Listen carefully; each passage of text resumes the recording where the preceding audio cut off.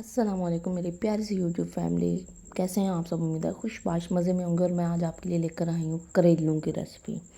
बहुत अच्छे बहुत बेहतरीन किस्म के करेले गोश्त बनने जा रहे हैं, तो आपने वीडियो को एंड तक देखना है। करेले जो है वो 1 किलो से ज़्यादा बने थे, लेकिन जो मैंने आपके साथ रेसिपी शेयर की है वो 1 किलो करेलों की है। ठीक है, करेले लिए, इनको ऊपर से बारीक बारीक छील लेना है।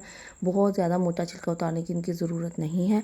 और इसको हमने बारीक बारीक काट लेना है। मैंने छुरी से नहीं काटा था, चॉपर में इसको चॉप कर लिया था। उसके बाद जो है ना, एक मुट्ठी भर के अच्छा सा लिया नमक, और इसको उसी वक्त इस करेलों के ऊपर अच्छे से लगा दिया।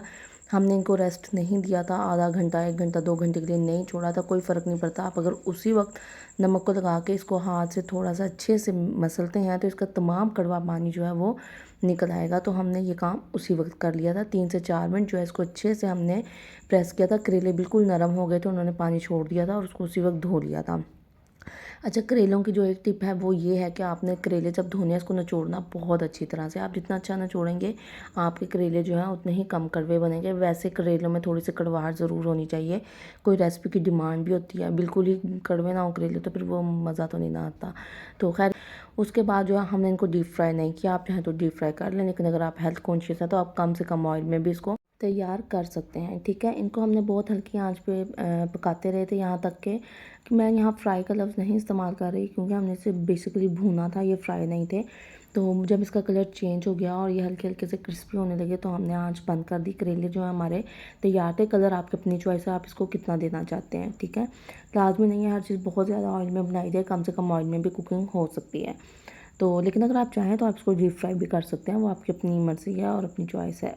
करेले तैयार होकर चले गए थे फ्रीज़र में 1 से 2 दिन के लिए। और यहाँ मैं आपको ये भी बता दूँ, अगर आपने करेले फ्रीज़ करने होते हैं ना तल कर, तो आप उसको घी में फ्राई किया करें। उसकी वजह ये है कि जो ऑयल में चीज़ फ्राई करके, भिंडी भी अगर आप रखना चाहते हैं या कोई भी और सब्ज़ी, तो उसको घी में वो ठीक रहती है। अगर आप ऑयल में फ्राई करके लंबे टाइम के लिए रखते हैं तो वो ख़राब हो जाती है, उसका जायका नहीं अच्छा रहता। अच्छा, मैंने जो है ना 1 किलो करेलों के हिसाब से तकरीबन 3 पाव गोश्त इस्तेमाल किया था और 3 पाव ही प्याज इस्तेमाल किया था। आपकी अपनी चॉइस है। और इसमें चला गया था तकरीबन 1.5 पाव टमाटर और 3 प्याज, और एक मुट्ठी भर के इसमें जो है लहसुन के जवे चले गए थे, और 1 इंच का टुकड़ा जो है ना वो अदरक थोड़ा सा शामिल किया था। अच्छा, अब हमने जो है ना गोश्त में शामिल कर देना। कुकर प्रेशर में गोश्त को डाला, उसमें हमने शामिल कर दिए टमाटर, और ये तकरीबन प्याज, लहसुन, अदरक जो है उसको हम कूट के शामिल करेंगे। और साथ ही हमने इसमें शामिल कर दी थी एक बड़ी सी स्टिक दालचीनी की, एक बड़ी इलायची। लौंग नहीं इस्तेमाल किए थे क्योंकि वो फिर अचानक डायरेक्ट मुंह में आते हैं तो अच्छे नहीं लगते।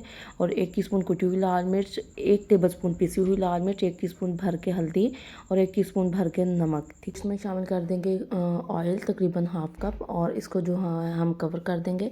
और गोश्त जो है बहुत ज़्यादा पानी छोड़ता है, टमाटर भी, तो हम इसको जब ये पानी छोड़ देंगे फिर हम उसी में इसको वेट लगवा देंगे। एक्स्ट्रा पानी शामिल करने की हमें कोई ज़रूरत नहीं है। अच्छा, और इसके अलावा इसमें दही इस्तेमाल करेंगे भुनाई करने के लिए, तकरीबन 1.5 कप, वो बाद में जाएगा। अच्छा, इसको हमने वेट लगवा लिया तकरीबन 20 मिनट के लिए। मैं बहुत दफ़ा अपना तरीका बता चुकी हूँ आप लोगों को कि जैसे ही कुकर प्रेशर का वेट हिलने लगता है, आंच बहुत हल्की कर देती हूँ।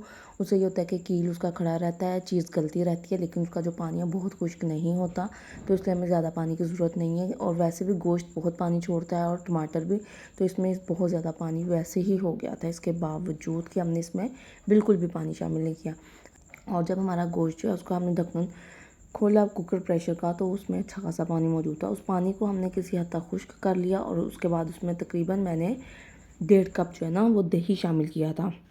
दही शामिल करती रही और उसको भूनती रही। अदरक चूँकि सिर्फ 1 इंच का टुकड़ा मैंने थोड़ा सा इस्तेमाल किया था काफ़ी सारी क्वांटिटी में, तो उसमें ये किया मैंने कि उसको कूट कर रख लिया। जब हमारा दही भी जो है ना बहुत अच्छे से भून गया, तो उसके बाद जो है ना मैंने इसमें शामिल कर दिया था वो अदरक पिसा हुआ, और इसके अलावा इसमें काफ़ी सारी मिर्च दोबारा शामिल की थी, तकरीबन 1.5 टेबलस्पून पिसी हुई लाल मिर्च, और 1 टीस्पून भर के दोबारा नमक भी दोबारा शामिल किया गया था ये इस पॉइंट पे इसमें। अच्छा, और उसके बाद जो है ना मैंने इसमें शामिल कर दिए थे करेले, और 2-3 मिनट इसको मैंने भून कर उसके बाद इसको कवर कर दिया था, क्योंकि अक्सर लोग कहते हैं कवर नहीं करना चाहिए, करेले कड़वे बनते हैं। वैसे मेरे साथ चूँकि ऐसा एक्सपीरियंस हुआ ही नहीं है, इसलिए मैं इस चीज़ को इतना नहीं मानती। तो मैंने इसको कवर कर दिया था ताकि करेले जो हैं वो भी साथ थोड़े से सॉफ्ट हो जाएं। तकरीबन 10 से 15 मिनट जो है ना इस तरह से किया था, हल्की आंच कर दी थी, ढाँप दिया था।